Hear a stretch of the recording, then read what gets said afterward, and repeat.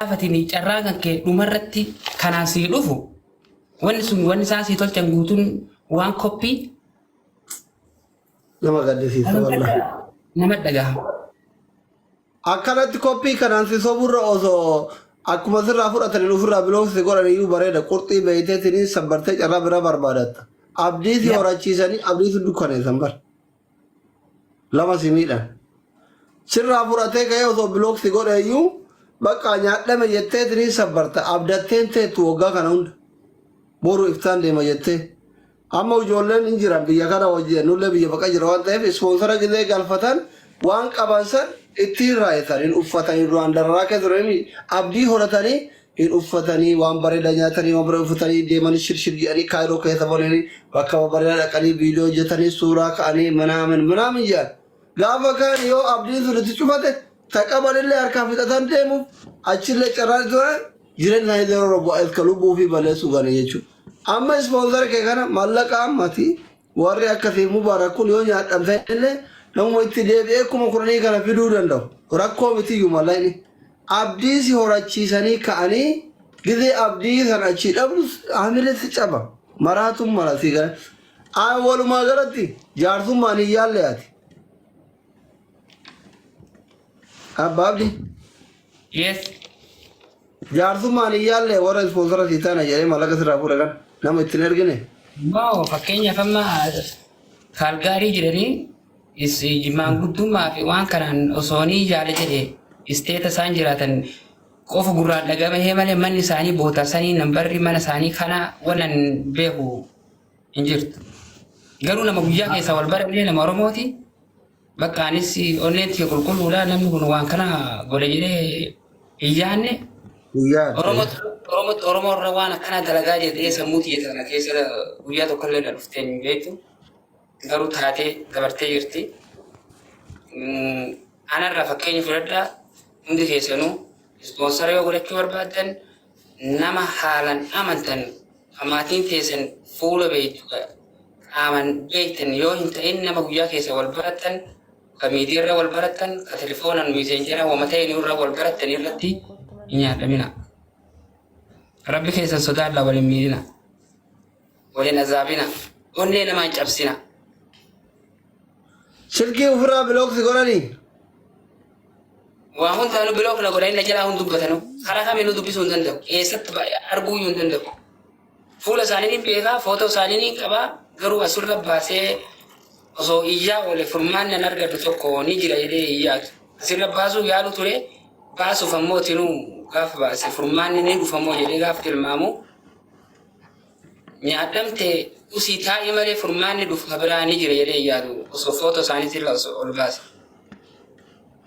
Yaa footoo yoo si furmaan dhufu hin jiru namni biraa hattuu ta'uu beekee irraa of eega garuu amma fatoo ol hin baasini yoo dandeette akkam lakkoofsi isaanii na erga. Anillee ijoollee diyaaspoora duwwaa walitti dhiyaadhu dubbisee gaafadha adda baafannaa yoo danda'ame ijoollee achi jiranillee jaarsummaa itti ergina. Sanbooda yoo dadhabame ati yoo dhabdellee akka nama biraa hin nyaanne saaxiluun bareeduma hattuu yaaduma saaxilu homaa waan rakkoon dhufu takka jiru. Warra kalgaariiti. Waan takka godhuu dandeenya kalgaariidha. Nambara isaanii san yoo nama biyya saniif nama biyya san jirutti kenninee nambara isaanii san tiraakuu godhuu danda'u. Namni biyya sanillee tiraak godhuu hin danda'u. Ammallee anuyyuu dubbisuu hin danda'u. Ammallee kalgaarii ijoolleen maallaqa nama bira nama as miidiyaa kanarratti maallaqa walitti qabde maallaqni guddaan bira jiru ijoolleen nuti itti dhiyaannu Oromooleen beekan maqaa dhabuun barbaadu maallaquma ispoonsaraa kana maallaquma Oromoo walitti qabde bira jiru warri natti dhiyaatan jiranii ijoolleen asii deemanillee jiran warri maallaqni ispoonsaraa irraan galu yoo akka carraa gaafa argitufaa nama sanfaa irraan ka ergamu taate karaa sansaniin si dubbisuu hin danda'u ijoolleen asillee deema warri nutti dhiyaatan baay'ee jiran miidiyaa irratti maqaa isaanii kaasuun barbaadu alaa kulleen lakkoofsa isaanii ati karaa waasaappii naa ergi nama achi jirutti illee ergi sii dubbisi hin dubbisi nullee bilookanii waan taate mootu akka namni biraa hin nyaadhamne nama saniin akka namni irraa of eeguuf siif mudannoodha ka biraatiif muuxannoo akka ta'u suuraa isaanii saaxiluun dirqama Abukaato guraniillee kassasanii diippoorti goosuu hin danda'amu.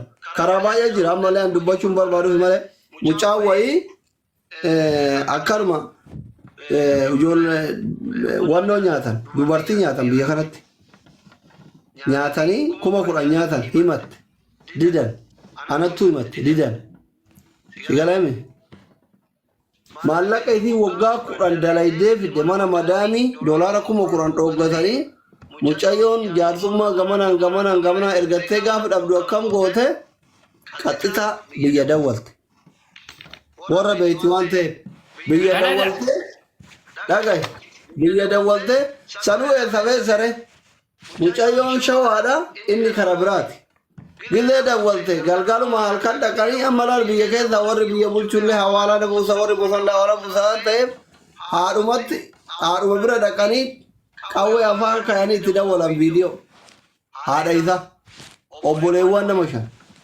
maallaqa miskiintitti kaayiroo doolaara 10,000 ispoonsaraaf irraa fuute deebiftamoo haadhatee afaan itti dannee hunduu keessa babna jennaan gara muusan ergeef haalle ko buduu aynata akka itti birrii deebisan jira.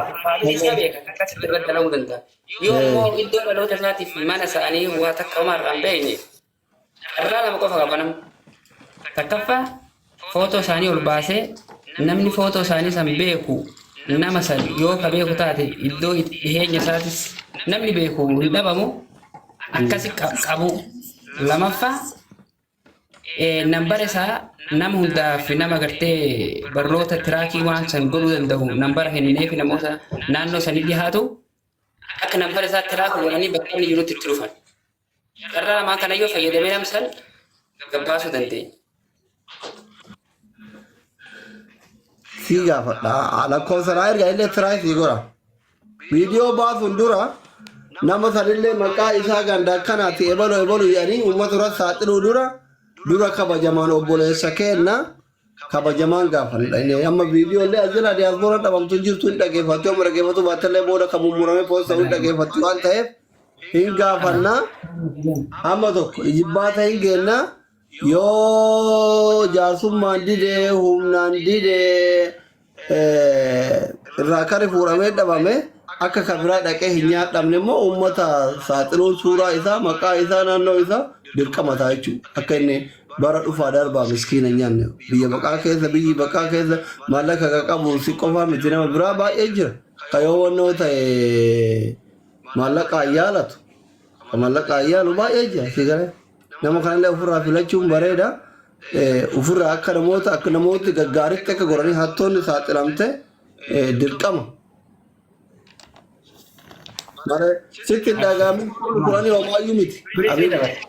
Nama kuma fi 800 amma jiru kana keessa warri dura hin qabne diyaaspoora namni 5 siifarrame doolaara 2,425 ofirraa kafaltee Ameerikaa deemuu dandeenya. Biyya Kanaadaa caaltu jechuudha. Siif homaa miti. Anamma ati nyaadhamte feemasoota keessaa Mubaarak nyaadhame.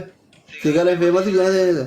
Mallayni keessa nan gaddisiifne. Anillee osoo dabalamee nyaadhame nan gaddisiisu kiyyallee. Because deebitee barbara misallee arraabdee qansirallee hojjettee fiduu dandeetta. Humna qaba waan ta'eef. Sigalee miti. Wallaahi abbaa abdii yoo na amante harmeen takka Su'uudii turte shubu. Gaaf Su'uudii jirtu mana biyyatti ijaaratte. Ijoollee 5 qabdi. Biyya kana keessa ijoollee wajjin abbaa ijoollee malee guddisaa jirti jechuudha. Ispoonsara Kanaadaatti jira jennaan birrii nama hunda halqattee fi ijoollee san keessaa nama tokko qofa achi baafadha. Taraa obboleewwan ofii na hawaamu ilmaan gafa baafadha jettee mana gurgurtee mucaa ofiiti buddeena tolchaa jechuudha. Biyya ho'aa gammoojjii kana Masrii keessatti mana waggaa meeqaroo dhaloota ijoollee ofii kanarra ijaaratte gurgurtee birri san qabsiifte. Gaafa bara ebalu maallaqa nama hagana nyaate jedhanii itti man achumaan ibiddarratti gakkufte akka waan duuban gadhaani. Buddeena osoo akkasitti tolchaa jirtu ibiddarratti kufte jechuudha. Waan argaa jekkiyyaa nama hin beeku. Sigalemi. Kaayiroo keessatti wallaahi namni maallaqa qabu kiraa manaatirraa hafee waan lafa kaayatu qabu namni hin nyaadhamne tokko hin jiru. Ijji suurii hundaan anamma ispoonsaraaf hin nyaadhamne malee jechuudha. Ispoonsaraaf hin nyaadhamne malee maallaqa ispoonsaraa nyaadhame san keessa doolaara 700 qaba. Ani mataan kiyya reedii Adam kuma lama qaba. Akkam ta'e beektaa namichi nama namni kaayiroo guutuun amanu ijoolleen ispoonsara isarraan galfatti. Inna namatu iyyuu ispoonsara itti guuttatuuf boru sii fida jennaan narraa fuudhee karatti natti dhufee boru sii kana naan jedhee itti guutee erge namaa erge bara nama inni ergeef san hin beeku. Gaafa Ramadaana 28 itti kennee gaaf sadii gaafa hangafa dhuunfaa guyyaa lammataa bara akkana taane gudii taane sagalee nuu ta'ii naan jedha. Nyaadhaa yoo nyaadhamne garuu anaa miti kan nyaadhame beek. Akkamiin gaafattaree warra kuma kuran kuma soddoma kuma hidhama nyaatamee jira. Abboo ani waan si gargaarullee hin qabu birrii xiyya si dhiise rabbi si haa dhiise inni anaaf reedin hin dhiifneefi warri kuuwwan warri sababaa ispoonsara akka itti dhiisu qaba namichi asudhee qabate namichi mana cufatee jechuudha ka sababaa isaatiin mallaqa sababaa ispoonsaraatiin ijoollee shaniif jaartii facaasee biyya galee biyyallee warra gurbaa sanii dhabee baaleen deemee dhiyoo kana baalerraa naa dawwala. Dunyootii san maal gootanii Oromootti naa maal jettee waan kana hundeen Oromoon eessaa fuutee kafaltii birrii doolaara 370 kaayiroo keessaa kan walitti qabame Kanaadaatti nyaadhe sababaa kanaatti kan nyaadhe doolaara bar birrii Itoophiyaatti miti amma eenyu si amana osoo doolaara 370 nyaatame namni gurguree namni amanuu jira hin jiru garuu baqataan kaayiroo guutuun hin beeka yoo dubbiin kusooyan. Mallaqa san keessa mallaqa yatiima ilmoo haadha fi abbaa hin qabne haadhas ka biyya kanatti irraa duute ka abbaan biyya kanatti irraa du'e birrii miliyoona 2 akka birrii Itoophiyaa miliyoona 2 jechuun doolaara 18,000 keessa jira mallaqa yatiimaa ka amaana namicha san bira kaatanillee nyaadhame jechuudha. Men sigalee hin caqqifamu sun amma fakkeenyaaf amma eenyuma amanlee nuhuu biyya baqaa kee jirru kun akkanatti hogguu nyaadhamurra eenyuma amanlee ispoonsara Kanadaa dhaqallee biyya tanaa yaa maal eessa hin dhabe bakka takka doolaara 10,000 hay Oromoo abshir bakkeenya inni taataatu Oromoo ispoonsara fekkaa isanii midhaysanii akkanatti waggaa meeqa